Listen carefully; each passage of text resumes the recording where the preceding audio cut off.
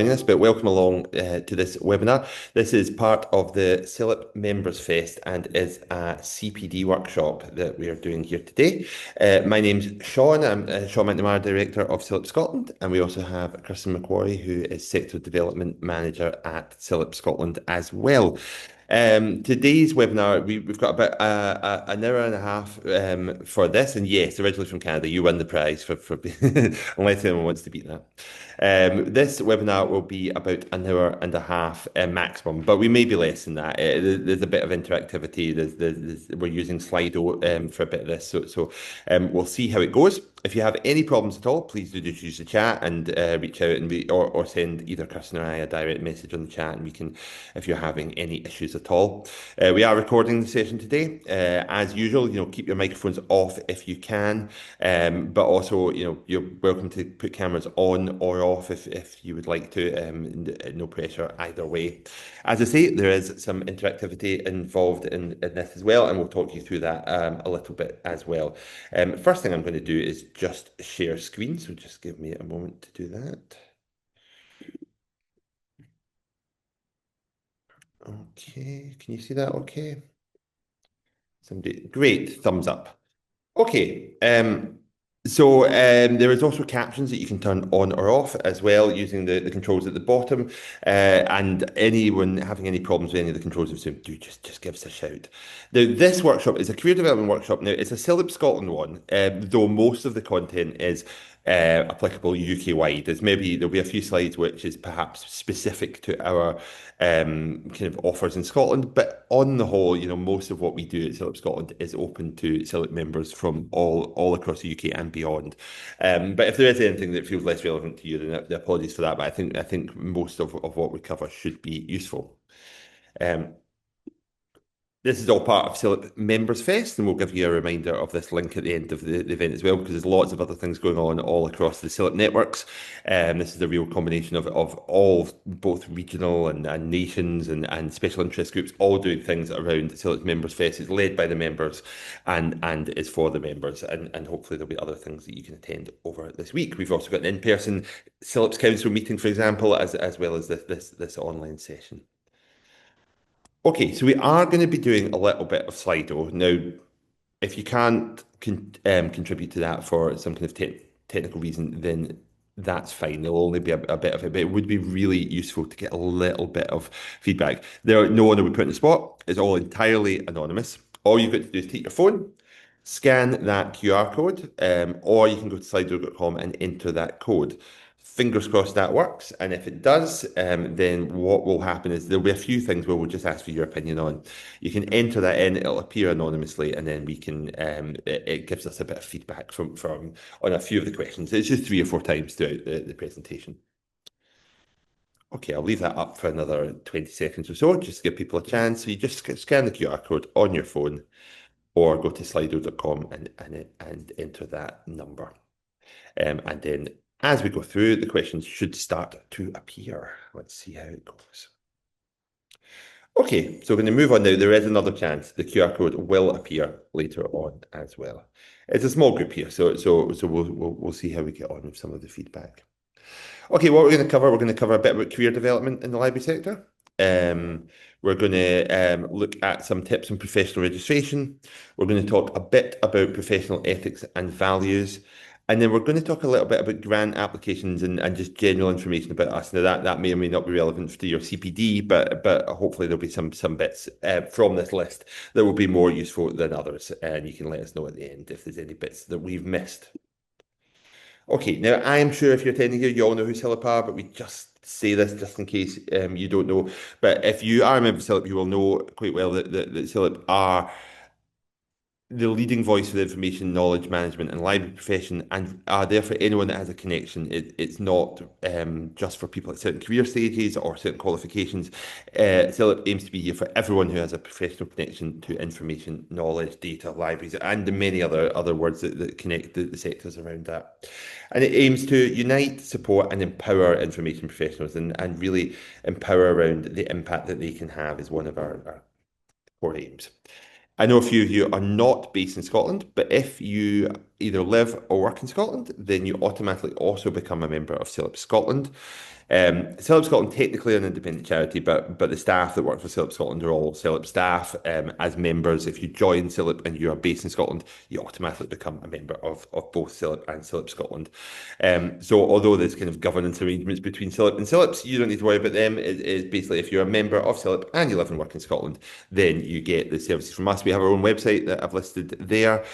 So there's quite a few things that we do in a semi-autonomous way, but ultimately it's about trying to do all the same things that CILIP do around advocating for our members, providing information and support, and providing professional development, amongst other things. And that professional development is what we'll be mostly concentrating on today, but obviously that touches into lots of other areas as well. Okay, so let's talk a little bit about career development. Now, this is just an interesting little question that we have. So on your Slido, have a look and check whether that is hopefully coming up. I think it is. It looks like it's working at this end. And just put in as many answers as you want, some of the skills that you acquire for your role that are not library specific. So it's perhaps something that you wouldn't have done 10 years ago in your role, or what are some of the things which maybe people wouldn't realize are part of a librarian's role these days, and it's useful for us just to test the water. I'll be honest, we're just being partly nosy here because it's useful to see what uh, people are being asked to do, and it helps us from an advocacy point of view as well. Okay, some really interesting answers here. So supervising study halls, yeah, that is again, probably a role that maybe at a time when there would have been more money incentives may not have been required of a librarian, but may be now. Advocacy, absolutely. I mean, one of the things that we are often, we do a lot of advocacy for the library sector in Scotland, and I know CILIP do a lot across the UK, but we really need to all be advocates. But then that also creates problems. If you're advocating for your service and you've got management structures or local authorities, it can be difficult. And then all these technical aspects, negotiating licenses, understanding AI, web design. Yeah, these are huge things which usually people aren't getting training for and then have to pick up. And librarians are very brilliant at picking these things up, but need that extra support. And budget management, absolutely. Conflict management, yes. I think that is something which, as managers, if you are in a management position, we have to do more and more. But it requires skill, and as we've seen in libraries, you often have culture war related issues or ethical challenges, which we'll talk about a bit later. And if the conflict's emerging from that, then that can require real nuance. So, yeah, this is really useful to see. So one of the things that we aim to do at CILIP Scotland is try and look at these and then not just try and provide courses on library specific things, but also look at some of these, and it's really interesting to see what some of these things are. So we're definitely well beyond any kind of stereotype about shelving books. We had Professor David Lankus this morning speaking at the National Library of Scotland. Some of you may know him if you've studied library science in the past. And very much what his messaging was around is that libraries are so much part of the solution to so many of society's problems, and we often push the same, whether that be ethical challenges, whether that be censorship, providing community cohesion. One of Professor Lanka's talk was focused on deaths of despair and the rise, particularly in America, but also we have this in Scotland where the increase in people dying from alcohol abuse, drug abuse, or suicide is on the increase. And this is something that libraries can play a more active role, because a lot of these things are coming from people feeling powerlessness, feeling disconnected from their communities, and are going to other sources, and that may also include political sources. So how can we make sure that libraries are part of that community cohesion, and these and many other challenges are what we are now dealing with, and many of the others that you all identified there, including finance, which is a big part of my job as at CILIPS, and is not something which I ever expected as a librarian to be involved in. So what we've identified is that now, as a professional body, we need to start developing as much learning as possible to look at not only the hard skills of research skills, cataloging, data, these types of things, but also, these skills are often taught by special interest groups, and some of you may be involved in special interest groups. So if you're not, then often these skills can come through either training or expertise that they offer. And what we are keen at CILIPS is to look at how we can support more people with those soft skills, whether it be communication, leadership. CILIP have their digital leadership for libraries course, and there's more developments on that coming when they release their new learning platform in the next year. But critical thinking is something we offer a lot of training on. We're working with the Ferret at the moment on critical thinking and information literacy skills. But how do you teach positivity? How do you teach resilience? And these are challenges which we need to reckon with to ensure that our librarians are future-proofed as they go forward into the later part of their career. So what we have done a lot of thinking about is what makes someone a professional. So this is the next question for you. So what do you think someone needs to be considered? Whether that be qualified or or a certain skill or a certain or behavior or what do you think are some of the things that make someone a professional in the library and information world just now? Because it's a controversial topic, people. I learned this morning something I didn't know is that in the Netherlands they've not had a library course since the mid 1990s. Yet they have some of the best libraries in the world and some very skilled staff. So they've looked at a different route. We certainly very much are value that kind of learning of going through the postgraduate, but also providing as much other routes into it. So what are the other skills? What if we're thinking beyond just qualifications, what do people need to know to be considered a professional? Okay, that's really interesting. So what's coming out there, and that's so it's more than one person said experience, and I think that is important. Now, one of the CPD challenges we have is if someone is new to the profession, can they be considered a professional? It's a debate, and it's something that we would like to think they can, but then what kind of things do they need to do to do that? So yeah, how to research, professional ethics, absolutely knowledgeable, customer focused. So these are a lot of those skills that anyone can have. So that's quite interesting. I think that's what we from a CPD perspective would agree with. But it's also, how do you also reward that experience? But at the core of all of it is professional ethics. We'll talk a bit more about ethics later on, but one of the things that we would like to see is the CILIP ethical principles embedded in everyone's job description, regardless of library role they work in. Now, not everyone will be a CILIP member, but having those ethical principles in the job description will help people navigate some of the more complicated decisions that they have to make as a librarian. Okay, thank you for that. That's some really interesting answers there. This was what CILIP, in terms of their professionalism definition. This was something that was done a few years ago, so this will be continually assessed. But this was a professionalism review led by Liz Jolly, who is the Chief Librarian of the British Library. It restates clearly and positively the contemporary definition of librarianship.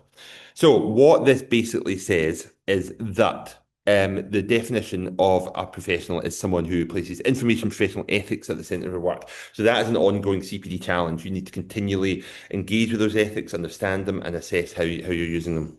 Deliver quality services, champions the profession, has evidenced formally recognised information professional knowledge. So that's about the kind of chartership, which we'll talk about in a minute. But it's all these kind of behaviours. It's trying to say that it's not about a qualification, but we still completely value the qualification. If you have a postgraduate qualification of librarianship, that should absolutely give you an advantage when looking for jobs. If you've got chartership or fellowship or certification, it should absolutely give you an advantage. However, there should be also routes for other people to identify as a profession and be part of that profession. So this is the best attempt that we felt really kept that those ethics at the centre of it, kept that commitment to CPD, but did allow people who perhaps can't afford to undertake a postgraduate degree a route into the profession. But I'm sure there'll be differing views on how accurately that does that job. So here's some of the CPD that we offer. We have an annual conference. So this year, I know many of you are based in England, but you are more than welcome to join us in Dundee. We have our conference every year, which is the 1st and 2nd of June. We have the theme of amplifying impact just now. It's led by a school librarian, Sheila Toonan, who is our CILIPS president this year. And we will be uniting over 250 delegates. Whether we've got a really, really good array of keynote speakers. We've got Grace Blakely, who is the economist writer and an expert in both politics and economy. We've got Robin Ince, who is very much on theme for the National Year of Reading because he's a lover of all types of books and is a really, really entertaining speaker. We've got Carnegie winner Margaret MacDonald. We've got somebody from the Dutch Library Association, Klaas Gommers, talking about a big report into public libraries. So we've got lots, and we've got a professor of gaming ethics and information. So there's lots there. It is one of the main conferences this year, and we really, really do. It is not border specific. It's not just Scotland specific. We have speakers from all over. So if you would like to join us, then please do have a look at that and book your place as a CILIP member. You will get your discount. Now, obviously, we're speaking of CILIP Scotland here. I'll speak a bit more about CILIP, but what CILIP Scotland offer is a series of online learning. So we offer regular webinars. If you check out our events page, you can see some of the things coming up. We perhaps do fewer webinars than we did immediately post-COVID, but we do still do several of them. As a CILIP member, you can join them regardless of where you're based. So although there's Scotland online learning, and there will be one or two that maybe are very, very Scotland coded, but I think it's very much open to anyone, any of them that you would find interesting. We also host previous versions on our website. So it's a really good way if you're looking for some CPD, particularly if you're going for chartership or certification and you want to access some of that. That's all available free. You can watch them all back. For example, this one today we have recorded, and you'll be able to just watch this back along with many of the others as well. So please do have a look at that if you can. You can see at the bottom here our Library Information Professional of the Year, Lara Quinney, who won it recently. And we also have Dundee as our venue, as well as one of our online conferences there on the right from when we were doing them all in COVID. So, if you do want to join us on our conference, it is seen as a really energizing practice, an event that brings people together. For many people, it's as much about the connections as it is about the content. So do consider that if you are thinking about that. I know some of you aren't based in Scotland, so that bottom one, that's in Scots, and that was one of the more interesting and diverse feedback that we received that described. I won't try and read it. I do claim that I can speak Scots, so I can claim bilingual status, as that's now something that we can do in Scotland. But that's a really lovely bit of feedback we got. Workforce development. So this is just some of the courses. We have lots of networks up here. So these were some of the recent ones we had. We had a webinar on well-being. We had one on Scots language. We had the Deaf AI and librarianship, which was a full room despite the slightly ominous title. So these are just some of the more recent ones we've done on our events page, which I think will probably in the chat will highlight a lot of the other things that we do. So please do come along, get some CPD. We are looking at always looking for new ideas as well. If you'd like to present something to an audience, do get in touch with us as well, because that can also be a useful way of gaining some of that CPD. I plug, I realise we're talking a lot about Scotland here, but the CILIP have the e-learning hub, CILIP Learn, that is very much in development at the moment. So that will be launching in the next year, I understand, and will be a one-stop shop for much of the learning that is available to libraries. But at the moment, you can still go on the e-learning hub and access a lot of things through our colleagues at CILIP. This is more if you are based in Scotland, but we have our Scottish Library and Information Council colleagues and the Scottish Council for University and Research Libraries. They both have a slick cover learning platform. SCIRL have the EDI toolkit. Now that would be of interest regardless of where you're based in the UK. Slick learning platform perhaps is more if you work for a public library service in Scotland. Okay, I'm now going to pass you over to my colleague Kirsten, who will take this forward on professional registration.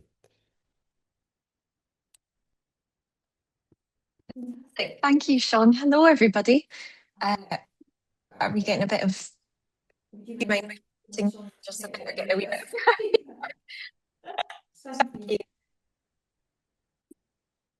Is that us? Okay, good. Hopefully you can all hear me, but please do make use of the chat if not. So yeah, Sean has mentioned on a couple of occasions, chartership certification. And as you can see, there's a really lively, dynamic, diverse picture for opportunities for professional development across the sector. And a brilliant way to showcase your development, showcase your learning, showcase your career progression is through what we call professional registration. So from the names in the room, there's some I know, some I don't yet. And I think we've got a great spread of those who are very, very familiar with PR already and those for whom it might be entirely new. But what's one of the many brilliant things about CILIP professional registration is that there is a level for every level of library experience. So we have certification, that's often for the early years of your career. For example, I undertook certification as a library assistant. There's chartership, that's probably the one that you've heard the most about. And that would be once you've got a few years under your belt, once you're gathering that body of evidence. And fellowship, that is for our kind of leadership. And as you can imagine, leadership, how we define that can be just as dynamic as definitions of professionalism. But those who can evidence substantial commitment to the profession, fellowship would be the level for them. And I've also put here to remember revalidation, because as I think will be a constant theme throughout this afternoon, we really want to be keeping our skills up to date, and we want to be showcasing that we are active practitioners, that we're learning from one another, that we're engaging with the wider sector. So revalidation is a very short and snappy way to showcase exactly that, to kind of codify the CPD that you've done in a year or so and demonstrate what you've learned as a result. And for each and every level of professional registration, it's all about demonstrating your development through evidence gathering and critical reflection. And a key part of how we do that, you can see on the left, affectionately known as the PKSB, our Professional Knowledge and Skills Base. So if we can pop to the next slide, please, Sean. Brilliant, thank you. So you can see that there is a range of competencies held within the PKSB. I think importantly, ethics and values sits at the very heart of this wheel of skills and knowledge. And that is something that we'll be returning to a little later in the afternoon, how whatever sector we're in, whatever role we're in, ethics and values really does sit at the heart. But I think also going back to Sean's point about hard versus soft skills, or actually using the two in complement, you can see that we have professional expertise. So that's things like information exploitation and use, governance and compliance, info management, knowledge management, literacies and learning, records management and archiving and such things. So it's really interesting to see kind of very often the PKSB is valuable for giving us the language to articulate the skills that we use day in, day out in our library information roles. And that's complemented by what you can see in the brighter blue shade of the generic skills. Again, going back to what you highlighted earlier for us in the Slido poll, things like advocacy, things like planning and management, conflict resolution, finances, a lot of this would be encompassed within there. So candidates, whether it's for certification, chartership or fellowship, they will select a number of areas within these segments. You certainly don't need to do it all. And share portfolio evidence that demonstrates how they're growing their knowledge, growing their skills. And each piece of evidence should address one of the three criteria. And so number one is personal performance. That might be kind of what we would instantly expect from CPD, how I'm growing as an individual. But we're also really interested to see your role in organisational context. So how are the skills that you're gaining, where do they fit? What role does your library service play in your wider institution, in your wider organisation? And that's complemented further by criterion 3, which is all about wider professional context. As Sean said, we have things like our annual conference, and that's absolutely ideal for gathering evidence of the wider sector, of what's going on, of what you can learn from a sector that you might never have worked in, that you might have aspirations to work in at a later date. So it really brings a really powerful body of evidence showcasing how you are learning and growing as a practitioner. Thank you. And as I think you're already getting the sense this afternoon, how do we gather that evidence? Well, there are many, many channels to do that. As Sean has said, we at CILIPS and at CILIP as a whole run regular in-person and online events. And there's also the CILIP e-learning hub, which you've already been introduced to. So you can head to any and all of the links that we've already shared, and we'll continue to do that throughout the afternoon to identify what's going on, what you can learn from. And I think, especially for some of you who might have more of a knowledge management role, a new strand of professional registration that we're particularly excited about is our knowledge management chartership or fellowship. So you can either convert if you already have an existing chartership or fellowship, or you can undertake that in its own right. And the areas, thinking back to our PKSB and those segments of skills, the areas you would choose would be slightly different. But again, it's all about showcasing you as a practitioner, in this case, as a knowledge management professional. But whether you're undertaking the KM strand, whether you're undertaking professional registration as a whole, there is a range of support available to you. And one that I particularly like to highlight, because the deadline is fast approaching, is the CILIPS Professional Development Fund. So if you are based in Scotland, you can receive financial support for any activities that contribute to your evidence gathering, that contribute to your portfolio. So it's hyperlinked in the slides. We'll share the link before we close. And the deadline it's a rolling deadline, but the one for the current call out, which will also encompass, hint, hint, the CILIPS conference, if anyone wants financial assistance to attend that, is this Friday. So we would love to see your applications coming in and just making the most of the support that's out there in the professional community. Priority is given to those who are undertaking certification, chartership and fellowship. So further incentive to showcase and codify your skills in that way. And if we kind of try to articulate the value of professional registration, you've heard it from me, but you don't just have to take my word from it. We can see the wonderful Jennifer here, a school librarian who became chartered. The professional registration has allowed her to reflect on her career development, and she now feels more committed and connected to her profession as a result. That's really what it's all about. When we think back to that definition of professionalism, it's all about our ethical grounding, it's about our experience, and professional registration is an absolutely key way to showcase that. And as I've already mentioned, what is on offer are different levels according to your level of experience, according to the challenge that you want to undertake. So as I say, my master's was in a different subject. So I went through the certification route as a library assistant, now chartered and tentatively approaching fellowship right now. And if you are in knowledge management, then the knowledge management strand might be for you as well. So there's different avenues according to your role, according to your aspirations, but brilliant way to highlight what you're already learning. And here is our short and snappy process overview. It always amuses me that we put the fee payment in bold. It's probably the worst part, but it's very clear cut, and you can see how you would how to eat an elephant, how you would break it down into bite-sized chunks. So for getting started, you would register with us, you would choose the level, and we're always available to provide advice, to have a bit of a chat if you weren't quite sure which level of PR, certification, chartership or fellowship is right for you. And then it's as simple as enrolling online. Mentorship is something that plays a key part in the professional registration process. It is optional, so you might have peer support, you might have alternative avenues of support, but if you can, we maintain a mentor list, and on it you will find mentors who are in a range of different sectors. So what's really exciting about that, think back to those 3 criterion that I shared earlier. Number 3, wider sector context. Actually meeting a mentor, encountering them in a sector other than your own can be a brilliant way of arranging a library visit, of gaining experience of a sector that you don't know yet but would like to. And then we make use of the PKSB, that beautiful, colourful wheel that I showed you earlier. So you will self-assess where your skills are sitting at currently, where you would like to develop, and come up with a plan to get from A to B.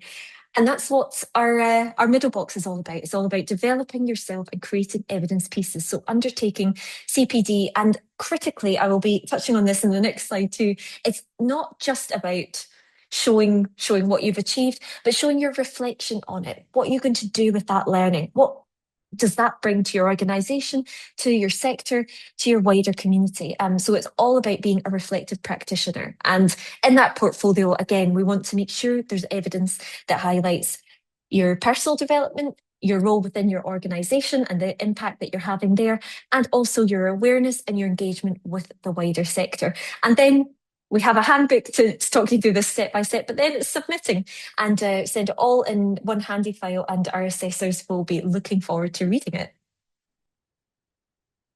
And here to just go into a bit more detail about those criterion. So if you can see, again, we've got certification, chartership and fellowship. You don't need to do them in order. If, for example, you're already quite an experienced practitioner, chartership, going straight into chartership might well be the right pathway for you. But if you were thinking about your personal performance, you want to identify areas for improvement, undertake activities to develop your skills. That's what the PKSB is all about, helping you work out where you're going to undertake those activities.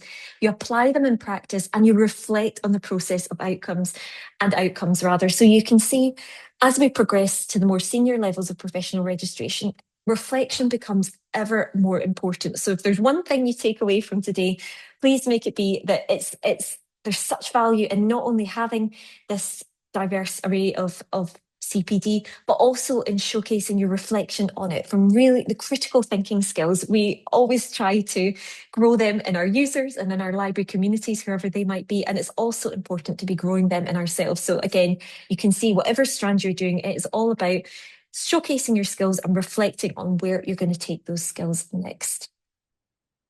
And with that, I think if in doubt, if you're in the early stages of becoming a reflective practitioner, or indeed just for a refresher, then we could do a lot worse than this handy what, so what, now what framework. So if you're thinking, what takes a piece of writing from a narrative, from descriptive to really reflective, whether that's you're writing a report, whether you're delivering a presentation like we are just now, it's all about thinking, yes, what? So you've got the substance of describing the event, the course, the activity you undertook. So what? So what are the implications? What are the implications for your organisation, for the wider sector, for your service users? Always encouraging ourselves to think about the impact that we're having, the value that we are bringing to our patron communities. And so what? Now what? So what are you going to do different as a result? You've been gaining all these skills, all these competencies, and where are you going to take them next? What application would you like to present them at the next CILIPS conference? The opportunities are endless, but I think whatever work you're undertaking, whether you're formally considering professional registration at this point, or you just want to become a more reflective practitioner, then what, so what, now what? So just 5 words, but they can provide a really handy framework.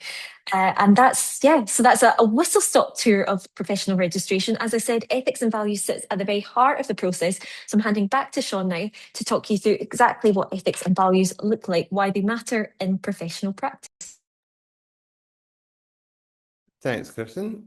Yeah, so now we're going to talk about ethics and values. Now, ethics and values may not seem naturally like a area of CPD, but it absolutely is, and we'll lead into why we think it is, and something that you can tangibly do as a really great piece of CPD that you could look at in your own time, and is completely free and available to all. So ethics and values, if we look at why they matter, let's first of all another question. So what are some of the ethical challenges you might face in libraries? This doesn't have to be just you. It can just be what from your reading of the media, from speaking to colleagues, from working with other libraries. Can you give me some of the what might constitute an ethical challenge that you might face in the library sector today? Yep, censorship obviously is a great answer there. What else might, is there anything other than censorship that might be an ethical challenge that libraries might face? There's no right or wrong answers. Just if there's anything else you've faced, has there been something that's come up? Yep, misinformation. Yes, indeed. And what constitutes misinformation? One of the things we were discussing at the event earlier on today is around AI.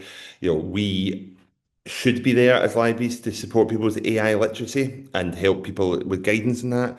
But also when the AI itself is creating so much skepticism when so much of it is being made in poor faith, how do we navigate that? Are we teaching about the ethics of the AI as well as here's how to use it and here's how to be a master of it? Did we teach people about the ethics of Google when we're teaching people how to use the internet? Is it different? I mean, I think these are absolutely an ethical consideration as well as the topic of censorship, and a lot of the lines blur around between misinformation, between AI and censorship. So yeah, that's fine. So I'll give you another minute, another few seconds just to type. See a couple of people still typing. But yeah, the whole, everything to do with AI, whether it be copyright, whether it be the technical power behind the tech organizations behind it, there's so many ethical dimensions to that. But our users will be using it, and we have to support them in some way, and we have to provide access to them, access to that in some way as well. Okay, I'll give you another tip. Yes, I mean that's absolutely, probably if you said 10, 15 years ago, the idea of being a safe place for everyone would seem like a fairly non-controversial sentence, but it is a challenge, and it is something that many people might define that in different ways, and it cuts across a lot of political debates and a lot of other things, even down to when libraries were designated warm spaces and what that meant in terms of community access, and also in terms of events. So there's a huge range of dimensions to this, and librarians need to be able to understand how to approach this ethically and use the CILIP ethical principles.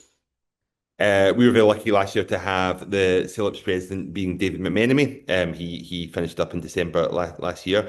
But if anyone knows David McMenemy, he is an expert in the areas of intellectual freedom, in the areas of censorship. He's recently been made the chair of the Intellectual Freedom Committee for the whole of CILIP. And what his view is nothing that gets us on the front pages other than something like censorship. And you could replace that with other kind of culture wars issues. This is something that particularly perhaps the more right-wing press love to be able to expose something where libraries are doing something that they think they shouldn't be doing. And censorship is something that may come under that category. And this again can take many formats, many different sides of political debates. Can see this. And one of the things that we and others who've looked into this recently has found that not all censorship requests come from outside. A lot of them come from staff and practitioners.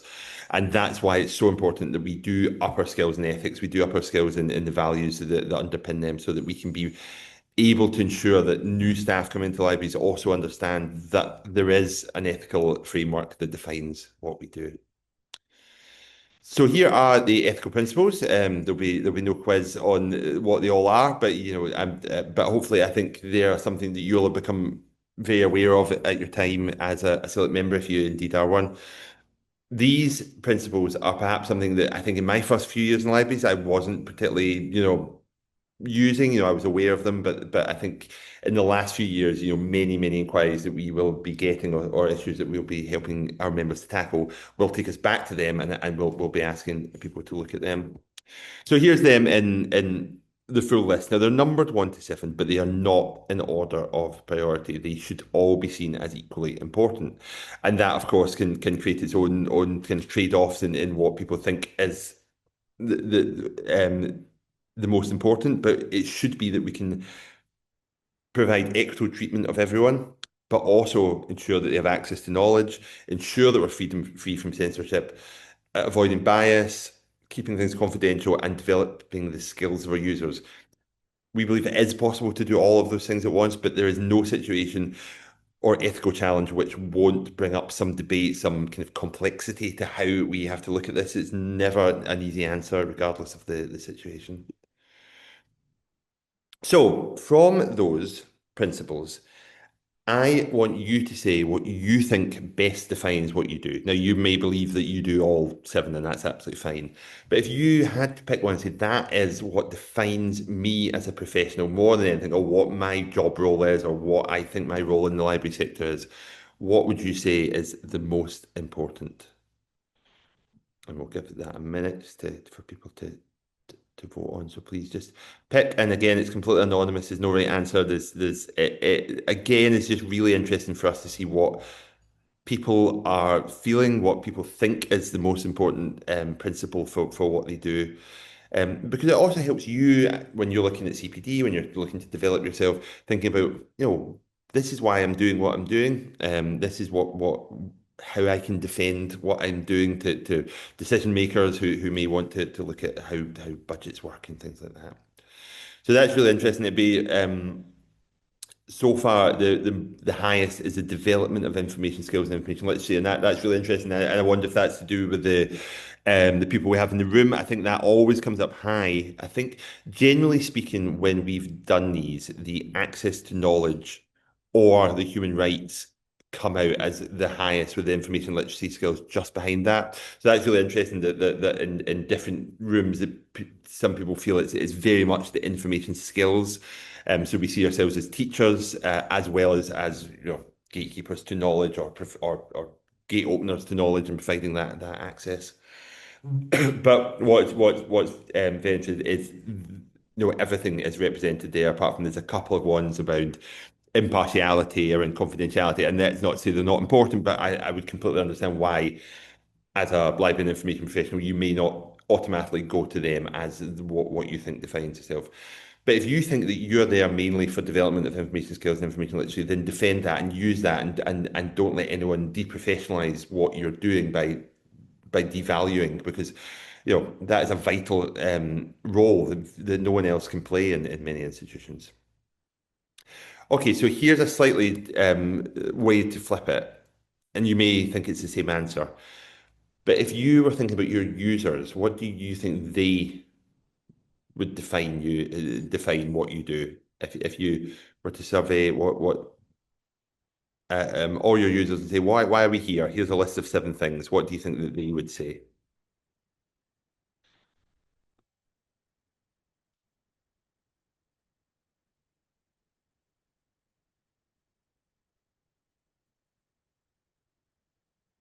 Yeah, thank you. Maybe another few seconds.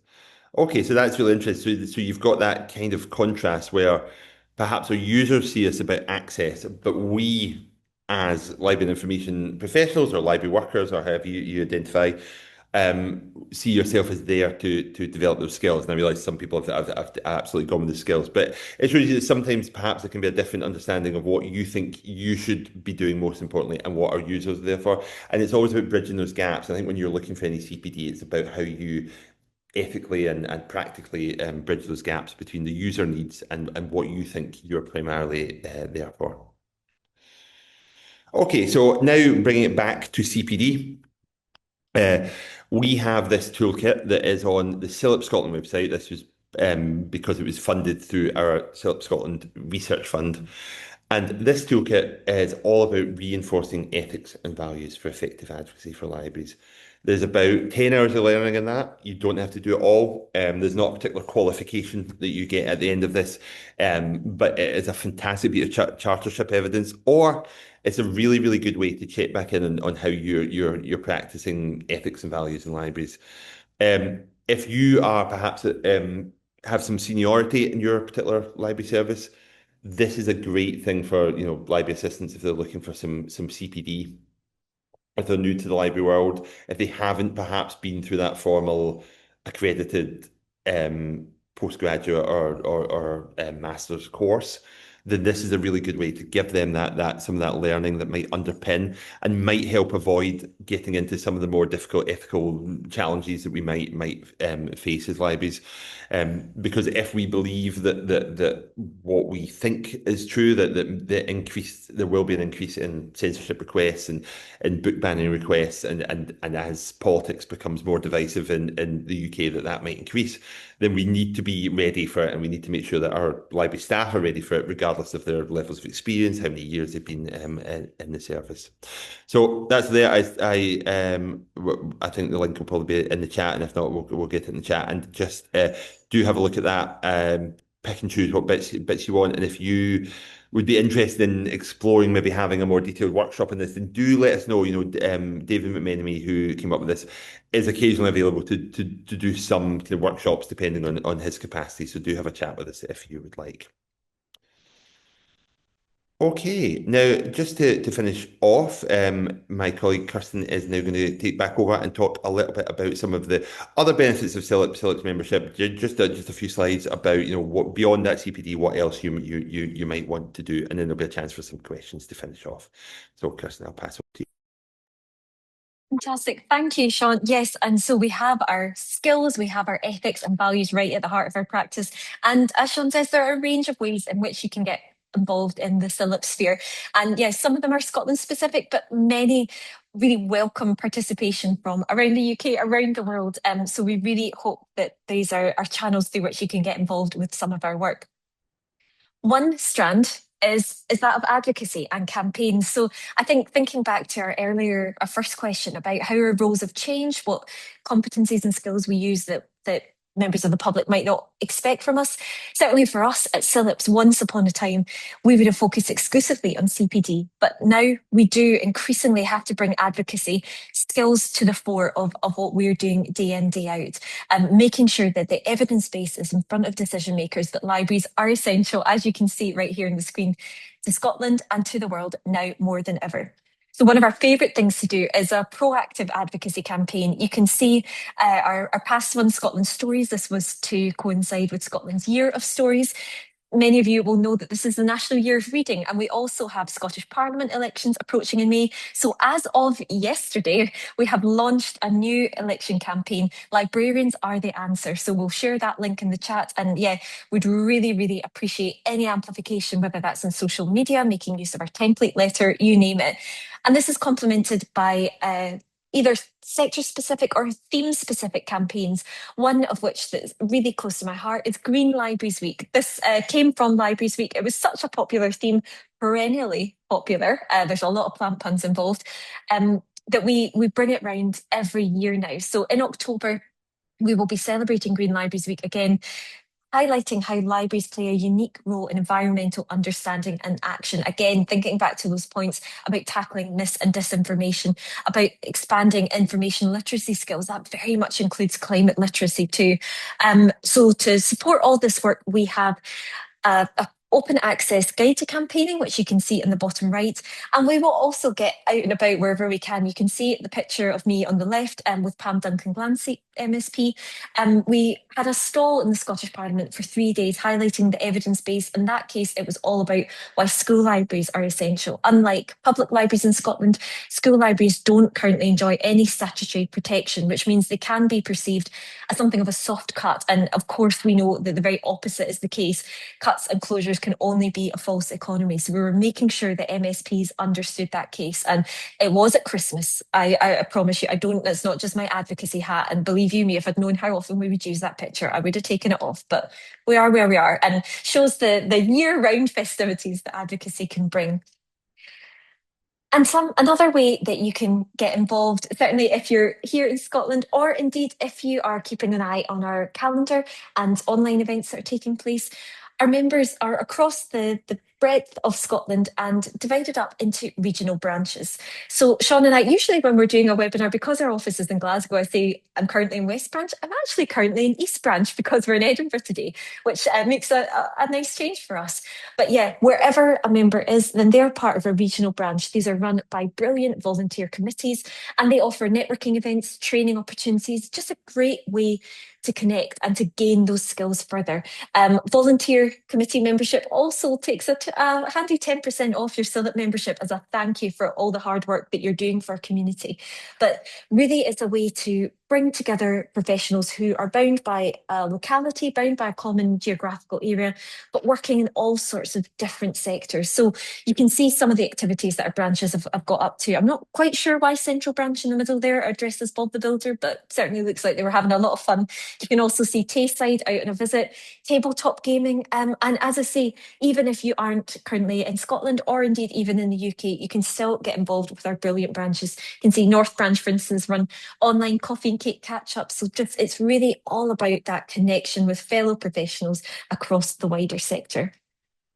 And if regional branches bring together colleagues who are in the same location, but different sectors, our special interest groups flip that on its head and instead bring together colleagues across the UK or across Scotland who are all interested in a particular specialty. So there are about 30 in total around the UK, and there are 5 with dedicated Scottish committees. You can see them going from the top row. We have Academic and Research Libraries Group Scotland. We have SLG Scotland. They're having an event all about school library advocacy tomorrow for Members Fest, so please do join us if you're free. Metadata and Discovery Group Scotland, LockScot, that's Local Studies Scotland, and Youth Libraries Group Scotland. And the brilliant, one of many brilliant things about our special interest groups is that you can join as many as you like. So again, thinking back to professional registration, thinking back to growing our skills. If you have never worked in a school library but would really like to know more about them, perhaps you're in higher or further education, would like to delve into partnership working opportunities, then attending an SLG event, reaching out to the committee is a brilliant way to do that. And this kind of network of colleagues is complemented further by our diversity networks. As I'm sure you know, CILIP and the sector as a whole are making efforts to diversify the profession to really make sure we know how much it matters for patrons to see themselves reflected on the page. We also want our communities to see themselves reflected in our staff bodies, and we want barriers dismantled so that equality of opportunity in terms of progress, in terms of access is there. So there's definitely work to be done, but work has begun with things like our Global Majority Network, our LGBTQ plus network, the CILIP Disability Network, and over the page you'll see one that's particularly close to my heart. If we can just pop to the next slide, please, Sean. Perfect. So some of you might know, certainly if you've been unlucky enough to have me talking your ear off about it, that as a sector, we are 75% women. And there is vertical segregation, so that's not always the case when we get to senior leadership and CEO level. But as a whole, women are very much well represented in our staff body and as our patrons. So a majority of professionals and a majority of patrons are women. And that's why it's particularly important when we're thinking back to our ethics and values that we really share the case, share the evidence base of how investment in libraries really is investment in women. And I'm delighted to say that that has shaped my work over recent years through a programme that we affectionately know as Winspiration. So this is all about feminist values, feminist ethics, feminist practices in the library sector. And coming out at the end of this month, I've been lucky enough to edit a text by our publishing arm, Facet, dedicated to this very theme, to feminist librarianship. And it's 50% off this month. So you'll find that link amongst the rest that we share. But Facet in general, the Facet website is a wonderful place to visit if you're looking for publications and texts related to CPD. But yes, I am biased, but really I'm so glad that me and my contributors have been able to make the case that cuts and closures in libraries, they're not just misguided in impact, they are misogynistic, which is what FemLib, feminist librarianship, is all about. And another opportunity that's part of the CILIPS offer is our research fund. So you've already heard about that and how that funded the amazing work led by Dr. David McMenemy on Reveal, Reinforcing Ethics and Values for Effective Library Advocacy. And this is an annual opportunity. So up to £5,000 is made £5,000 is made available every year in funding for research that somehow advances library advocacy. So you've already seen Reveal. Another brilliant example is carbon literacy for libraries. This is a shareable course developed by our colleagues at the National Library of Scotland. And again, a really, really brilliant thing to undertake for CPD. You become an officially accredited carbon literate librarian, growing our knowledge of the climate crisis and crucially, how we can inspire our patron communities, whoever they might be, to take environmental action. So those are just two examples amongst any. No problem at all, Lynn. Thank you so much for joining us. We'll share the recording as soon as we can afterwards. But yeah, the research fund is really, really exciting. And it's probably quite appropriate that it's funded carbon literacy, because another fund that is part of the CILIPS offer is our Green Libraries Grant Fund. I think we've got a slide on that coming up. Yes. So this will be reopening at our annual conference, but you can see our three fantastic bids for 2025 to 2026. So we had our first Gaelic bid up at Western Isles Libraries and their Story Garden. We also, speaking of NLS, the National Library of Scotland, they've done some really fascinating work engaging migrant and refugee communities with their RAIN collection. So that's RAIN as in the climate crisis, recognising that nobody experiences weather, nobody experiences climate in quite the same way, and sort of centering voices that have thus far not been heard in climate action. And one small thing in South Ayrshire Library, so that's a public library project, or actually a little from seeds, amazing stuff is growing, just showing communities how one action can have a ripple effect, can make a big difference. So this is an area that, as I said earlier, we feel there's a really unique link between libraries and sustainability. We were society's inaugural recyclers, and that's why we're so excited to see the Green Libraries Grant Fund quite literally grow. And so as we kind of approach our Q&A, we thought it'd be just fun to reflect a little and share some top tips and maybe myth bust a little on funding applications, because one of the things, certainly I know I've sat on both sides of the desk, is that worry about what do the assessors really want? What really makes a funding application shine? And as you can see, our ultimate top tip for today is that they will tell you, and I'm going to illustrate that through the example of the Green Libraries Grant Fund. So you will see here our assessment criteria should appear. Yeah. So this is publicly accessible on our website. This is what all applicants were met with. Highlighted that we'd have a selection committee reviewing all applications according to 3 criteria. One was that the project demonstrates and supports the link between literacy and sustainability. 2 was that the project has long-term value, the potential to bring long-term value to the library service and the community it serves. And 3, that the project is feasible and that the applicants are showing an understanding of appropriate, realistic timescales and the ability to deliver the outputs that are promised. So those 3 criterion there. And then when we invited our assessment panel in, we asked them those exact same questions. So they were quite literally evaluating the projects according to the 3 questions that had been answered, according to what had been shared. And I can highlight this even further by going to the next slide, which is where you'll see our spreadsheet. This is how the scoring was taking place. So again, those 3 questions, I'm sure the judges were sick of them by the end, but it makes things really straightforward, really transparent. And you can see for each question, they were giving a score. Not at all. I don't recall anybody getting a score of not at all. Partially, fully, or exceptionally. And then we were adding the scores up, and that was telling us what our successful bids would be. So that's just a very whistle-stop example of how that really pay attention to the question being asked, whatever funding application you're going for. Our Research Fund and Green Libraries funds will both open up before the end of the year. And if you have any questions on any of them, we'd be delighted to take them either now or at a later date. And we'll share our contact details at the very end.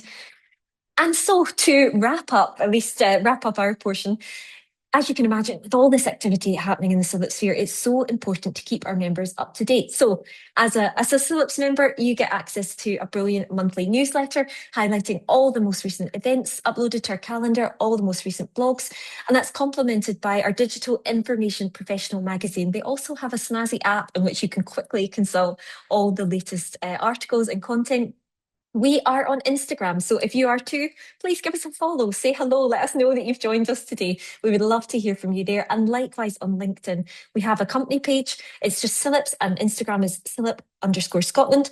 And we also have CILIPS YouTube. So this is where all our captioned online learnings, much like this one today, will eventually end up. So if you're looking for just a cheeky hour of CPD, could do a lot worse than heading to CILIPS YouTube and finding some of the brilliant events that have been hosted recently. And thanks to our digital officer, Leah, who couldn't be with us today, but is a key part of the team, we also have the CILIP Scotland podcast. So if you're someone that likes to read with your ears, then we've got you covered. This is a new innovation for us, connecting with our members, providing guidance, news, entertainment, and inspiration about the things that matter to the sector. So you can see just 3 examples of many. Scotland's Library Advocacy Story, that was a 2-part special all about advocacy, about the activities that Sean and I have shared with you today. Taking Root, that was a Green Libraries week special. Again, bringing in all strands, everything from the Green Libraries Grant Fund to ecofeminism, bringing back feminist librarianship, you name it. Really, really brilliant listen. And our a special featuring our SNPC. So that's our students and new professionals community. If any of you are in roughly the first 7 years of your career, the students and new professionals community do amazing events, resource lists, really just a great source of CPD, of inspiration as you're in those opening years of your career. So please do just let us know if you would like to be connected with them, and they would be delighted to welcome you to one of their committee meetings. And so I think that kind of largely wraps us up in terms of what our headlines, but we're very, very interested indeed to hear from you about what else we could be doing at a CILIP Scotland level, at a CILIP UK level, to provide the support that you're looking for. Is there anything else that we haven't thought of yet that would support you in your career? Or what are you most excited about to see next, to click on as a link? I can see somebody's typing. Fantastic. Just give everyone a few moments. Please don't be shy. We won't be offended. Sean and I were very used to be more visible in the media. Really, really interesting. Yeah, this is, I'm sure Sean will be able to speak further to this, but it is one of those things that, again, I think has become an increasingly important part of our role, is we don't want to just be preaching to the choir with our advocacy evidence. We want to make sure that it's reaching decision makers, and you're completely right. A key way to do that is visibility in the media, as Sean touched on right at the beginning. A lot of library stereotypes abound, and it's always brilliant to myth bust them as well as to when we've got something like the campaign, when we've got our evidence base to get that more visible in the media. Sean, you probably have more thoughts on that as well from a media literacy perspective. Yeah, I mean, I think Kirsten's covered it perfectly there. It is always a challenge. It's often that the media want to include CILIP or CILIPS when it's a negative story about library closures, and obviously we'll always give comment to that. And I think we have good relationships in Scotland with some of the key national newspapers, and often they know to come to us for comment on that. But equally, it can have that effect where if there's what we found in Scotland is if there's a story about one local authority, perhaps say for example replacing school librarians with library assistants, and that's happened in a couple of places in Scotland. When that hits the media, it seems like that would be a really positive thing, but often that just gives other local authorities ideas, and that's the kind of negative side of it. But absolutely, it's something that we need to do. I think the other point there about advertising campaigns for public libraries, I think that's absolutely the case. Some of you may be aware that it's National Year of Reading this year. That was something that arrived quite late, I think, in a lot of the inboxes of the library community, and that's something which we, at CILIP Scotland are playing catch up with a little bit, but that is a real moment for to build a campaign around that. Kirsten mentioned earlier that we've got our campaign, I think it was in the chat, about librarians are the answer. So in the lead up to the Scottish Holyrood election, as with the lead up to any election, that we'll always do a campaign, usually on behalf of public and school libraries mainly, because that's usually what the kind of government funding links into. But it's getting the public on board with these, which is often the challenge. And one of the things which really makes a public campaign is if our members are also sharing it and amplifying it, because from us, and we're a team of three people, we do our absolute best to get these things out there, but I think it does require like as much sharing as possible. But yeah, we can always do more on that fact. Absolutely agree. More sector-specific meetings, webinars. Yeah, this is, we rely a lot on our special interest groups for that, but we understand completely that they have hugely busy day jobs. I think that the challenges around how much time that they can spend to that. So I think we have to look at how much slack we can build up. Also, the library world is so diverse in terms of its sectors, that it's how to make sure that we meet all those needs. But that I think that sometimes we focus on the general where we could be looking more at the specific. And if anyone has any specific ideas about stuff they could do, then that would be great. Um, Offer more taster sessions. Yeah, absolutely. One of the things that we are trying to do, we trialed it at the end of last year, is we started doing not CPD, membership workshops. So we've asked members in organisations where they may have some non-members, and Kirsten and I have gone out, done similar sessions to what we've done today, talked through membership, tried to speak to people, and that was a really, really useful way to give people that kind of taster session of what we offer, and we'll really build on that. But maybe there's other things we can do around taster sessions for actual learning as well. And yeah, totally get you. I think we have a real challenge, but we do a lot for new professionals, and we focus a lot on that kind of leadership style of things as CILIP as a whole. But I think there's a huge amount of mid-career professionals that need that additional support. So whether that be supporting them through chartership, we brought in a thing last year called career mentoring, or the last few years, which is aimed at also doing that. So if you're perhaps a mid-career professional or an early career professional, you can be attached to a mentor. This isn't professional registration, completely separate from that, and is just focused on career mentoring. So that's something that we did in CILIP Scotland, and CILIP Ireland have done something very similar. They did that actually before us. We managed to take a lot of their learning from that and put it into our scheme. And I'm sure if members fed back that there would be an interest in that in other parts of CILIP, then that would be something they could look at. But yeah, absolutely. I think our conferences and events are always aimed as much as possible at not just that senior level, but it's about trying to get the balance. So that's really useful to know. Thank you. And it's all really great. What we'll do is we'll save all this feedback, and we can also feed it back to other parts of CILIP and make sure that they're aware of this feedback. And if anyone ever has any kind of questions or suggestions or thoughts and stuff that we could be doing more at CILIP Scotland or CILIP as a whole, then do get in touch. But thank you very much for that feedback. Okay, I mean, I'll just take us to the end here. And so remember, CILIP's Members Fest, that I put a slide in at the start as well. You can access other events coming up. If you're not a member, or if you have colleagues that are not a member, then please do share that link to become a member. The strength of our professional body depends on as many members as possible joining and making us stronger as an organisation. Our email address is at the bottom. That's CILIP Scotland's email address. So if you have a query about CILIP Scotland specifically, then do email that. The CILIP website has their own contact us form if you have any questions. This just wraps up some of the things we've talked about around career support, professional recognition. Some things in there we didn't touch on: specialist legal advice, financial support, the discount special offer.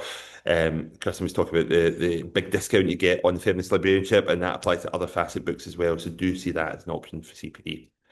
And that's really it. We've got a bit of time left, so if anyone has any questions, then please do put them in the chat before I'll give you a couple of minutes to have a think of any questions you'd like to ask, or raise your hand if you want to go off mic and ask us any questions. But we're here to provide any additional support you need. Hopefully, you've got some information about CPD today. But we're always trying to develop that. We're always trying to formalise some of that learning that we provide you. So hopefully that's useful.